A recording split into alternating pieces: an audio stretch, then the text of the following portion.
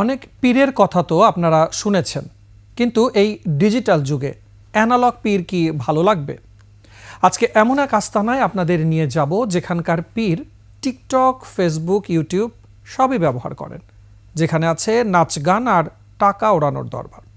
নারায়ণগঞ্জ প্রতিনিধি রবিউল ইসলামকে সঙ্গে নিয়ে আব্দুর রাজ্জাকের ক্যামেরায় নারায়ণগঞ্জের বন্দর এলাকার টিকটক পীরের আস্তানার খবর জানাচ্ছেন আলী আহমেদ।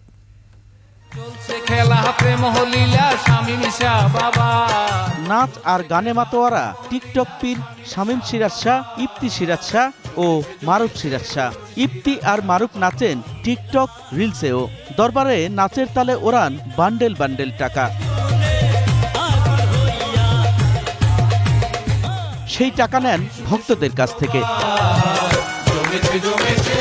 নারায়ণগঞ্জের বন্দর এলাকায় বাপ বেটা তিন পীরের এই আস্তানায় রয়েছে ভক্তদের শক্ত দল, যারা নিয়ন্ত্রণ করে সবকিছু। পীর ভক্তি তাদের এতটাই, করেন সেজদাও। যারা নাকি সেজদা করে এবং যারা সেজদা নেয়, উভয় পক্ষ মুশরিক। শামীম সাহেব বয়ানে বিভিন্ন সময় থাকে ধর্মের অপব্যাখ্যাও। পিসাব আল্লাহ না, আবার আল্লাহ থেকে জুদাও না। ওই যারা মাজার ভাঙতে চায়, উশৃঙ্খল করতে চায়, খুব খারাপ। এটা ধৈর্যের বাঁধ ভেঙে গেলে অসুবিধা হইব। দরবার ঘিরে আশপাশে বসে নেশার আসর, যেখানে রাত দিন চলে মাদক সেবীদের উন্মত্ত বিচরণ। নেশায় বুধ যুবকদের পকেট কাটে মাদক ব্যবসায়ীরা। ক্যামেরায় ওয়াও, স্টাইল দেখাও, Xenon X21 পারলে ঠেকাও।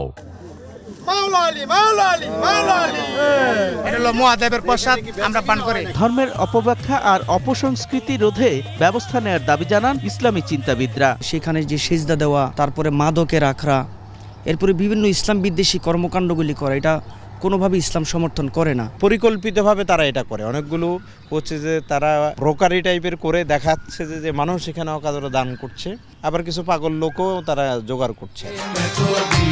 21 টেলিভিশন যেন টিকটক পীরদের আস্তানার খবর ইতিবাচকভাবে প্রকাশ করে, সেজন্য টিমকে বিশেষ আপ্যায়নের নির্দেশ দেন পীর। আর সেই নির্দেশ পালনে জোর চেষ্টা চালান তার আস্থাভাজন ভক্ত। আলী আহমেদ, 21 টেলিভিশন।